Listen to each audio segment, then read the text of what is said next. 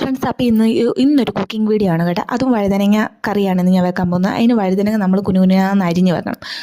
അത്യാവശ്യം നല്ലതായിട്ട് ചെറുതായിട്ട് അരിയുന്നതാണ് ഏറ്റവും സൂപ്പർ. എന്നാലും നന്നായിട്ട് വഴറ്റിയെടുക്കാൻ നമുക്ക് പറ്റത്തുള്ളൂ. പിന്നെ നമുക്ക് രണ്ടാമത്തെ ഐറ്റം പച്ചമുളക്, ആവശ്യത്തിന് പച്ചമുളക്. ഞാനാണെങ്കിൽ മുളക് പൊടി കുറച്ചാണ് എടുക്കുന്നത്, അതുകൊണ്ടാണ് ഞാൻ പച്ചമുളക് ഇങ്ങനെ എടുത്തത്. അതും ഞാൻ കട്ട് ചെയ്ത് വെച്ചു. പിന്നെ സവാള ഇങ്ങനെയല്ല ഇടുന്നത്, ഇനി കുനുകുനാന്ന് അരിയണം. ഞാൻ ഇങ്ങനെ വെട്ടിക്കണ്ടിച്ച് വെള്ളത്തിലിട്ടേക്കുന്നത് കണ്ണ് നീറാതിരിക്കാൻ വേണ്ടിയിട്ടാണ് കേട്ടോ. അങ്ങനെ നമ്മുടെ സവാളക്കുട്ടനെ ഞാനാണെങ്കിൽ കുനുകുനാന്ന് അരിഞ്ഞെടുത്ത് വെച്ചിട്ടുണ്ട്. പിന്നെ നമ്മൾക്ക് ഇത് മൂന്നും, അതായത് പച്ചമുളക്, സവാള ഇങ്ങനെ നല്ല അത്യാവശ്യം നന്നായിട്ട് ചെറുതായിട്ട് അരിയുന്നത് നല്ലത്. പിന്നെ വഴുതനങ്ങ, ഇത് മൂന്നും കൂടെ നമ്മൾ ഈ തിളച്ച എണ്ണക്കകത്തോട്ട് ഇട്ട് ഒന്ന് വഴറ്റിയെടുക്കാം. നല്ലതായിട്ട് തിളച്ച് കിടക്കുന്ന എണ്ണക്കകത്തോട്ട് അത്യാവശ്യം നന്നായിട്ടൊന്ന് വഴറ്റിയെടുക്കുമ്പോൾ എന്താ സംഭവിക്കാമെന്ന് വെച്ച് കഴിഞ്ഞാൽ അതിൻ്റെ ഒരു പച്ചപ്പുണ്ടല്ലോന്നേ, ഈ വഴുതനങ്ങയ്ക്ക് ഒരു കുത്തുന്ന ഒരു ചുവയില്ല, അതങ്ങ് മാറി കിട്ടും.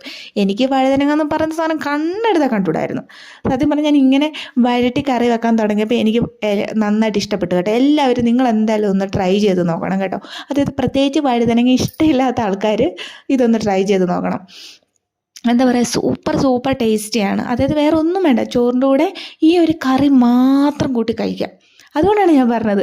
കാരണം വഴുതനങ്ങ എന്താ പറയുക, ചീപ്പായിട്ട് കിട്ടുന്ന, അതിന് വലിയ പൈസയൊന്നും ഇല്ലല്ലോ. അപ്പം നമുക്കിത് നല്ല ടേസ്റ്റി ആയിട്ട് ഉണ്ടാക്കി കഴിക്കാൻ പറ്റിയ നല്ലതല്ലേ. ഞാൻ അത്യാവശ്യം മല്ലിപ്പൊടി, ചിക്കൻ മസാല, മുളക് പൊടി, മഞ്ഞൾപ്പൊടി, ഉപ്പ്, വേറെ ഒന്നും ഞാൻ അങ്ങനെ ചേർക്കുന്നില്ല. ഒത്തിരി വാരി വലിച്ച മസാലകളൊന്നും ചേർത്തിട്ടില്ല. മിനിമൽ മസാലകൾ ഉപയോഗിച്ചിട്ടുള്ളൊരു കറിയാണ്. അപ്പോൾ നമ്മുടെ കറി നന്നായിട്ട് തിളച്ചു. അങ്ങനെ ഞാൻ കഴിക്കാൻ പോകണം ഗൈസ്. ഞാൻ ഇവിടുത്തെ കന്നഡ റൈസാണ് വെച്ചിരിക്കുന്നത്.